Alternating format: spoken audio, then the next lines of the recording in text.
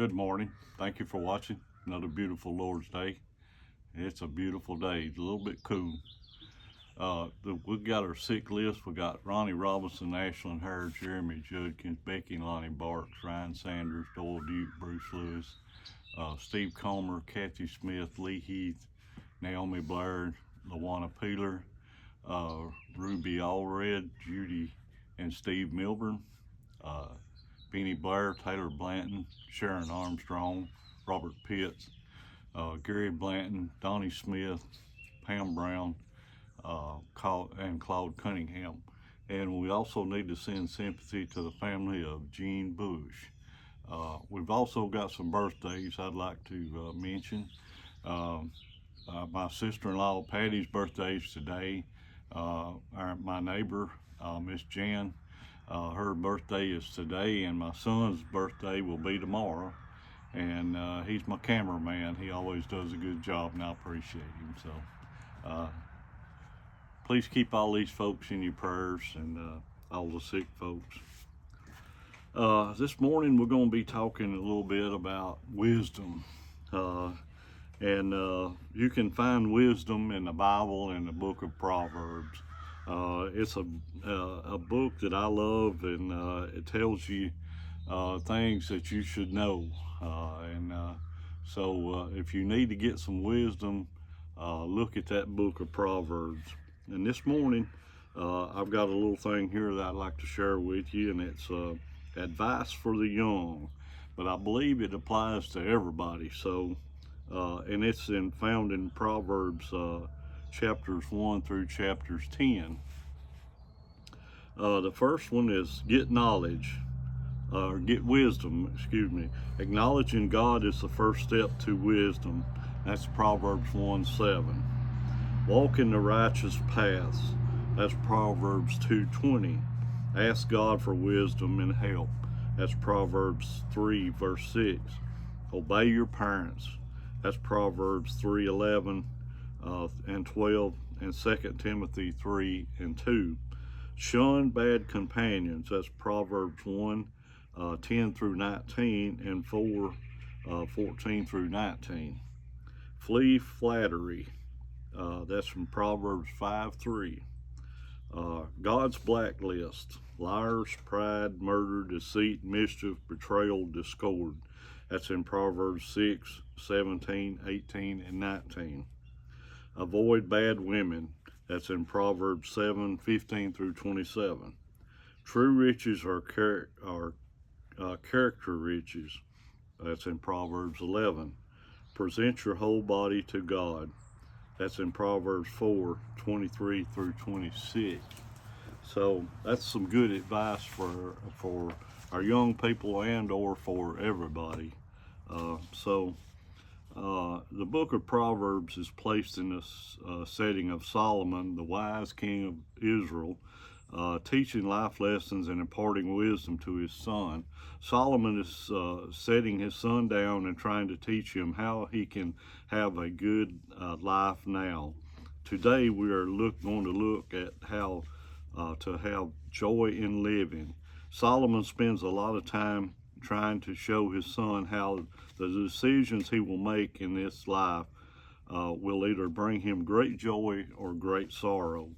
I hope that we will think about implementing this example of Solomon in his proverb. Not only should one consider these proverbs, but make applications to ourselves, but we should also think about taking the opportunity to set our children down and teaching them the important life lessons.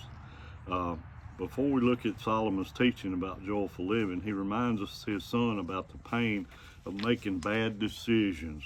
A joyful heart is good medicine, but a broken spirit dries up the bones, and that's in Proverbs 17:22. A joyful heart makes a cheerful face, but when the heart is sad, the spirit is broken.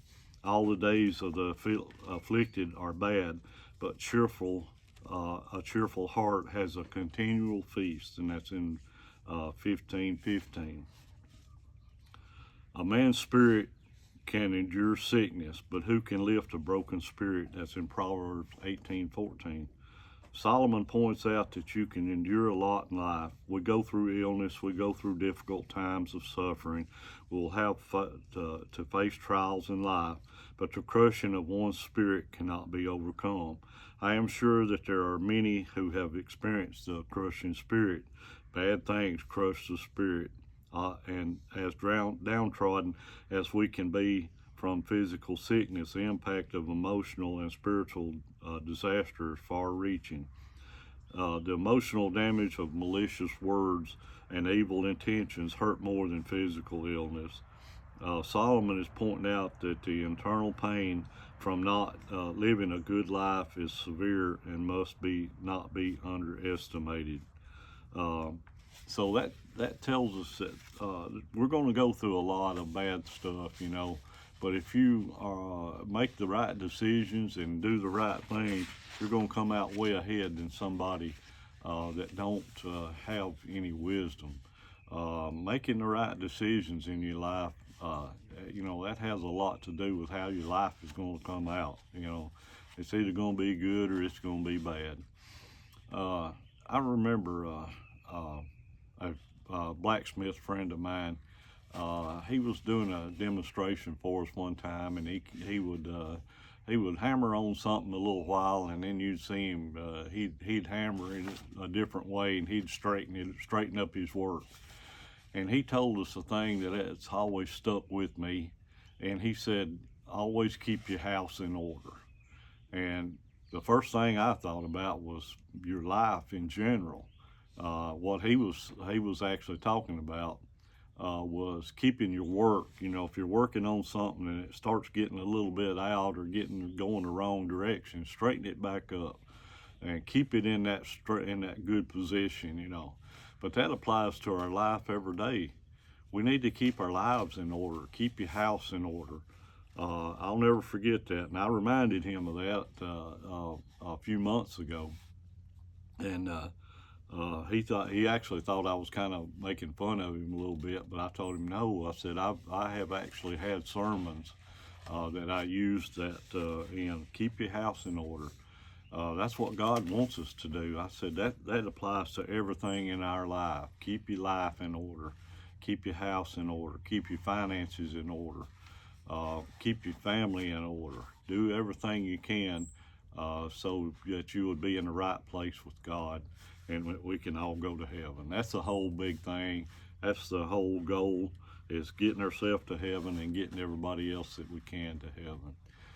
That's my lesson for today. Hope you get something out of that. Please remember all of our sick that I've mentioned here this morning, and there's a lot on the sick list. Please keep our servicemen and women in your prayers, our doctors and nurses and our first responders and all the folks that keep us safe and healthy. Thank you for watching. God bless, and see you next time.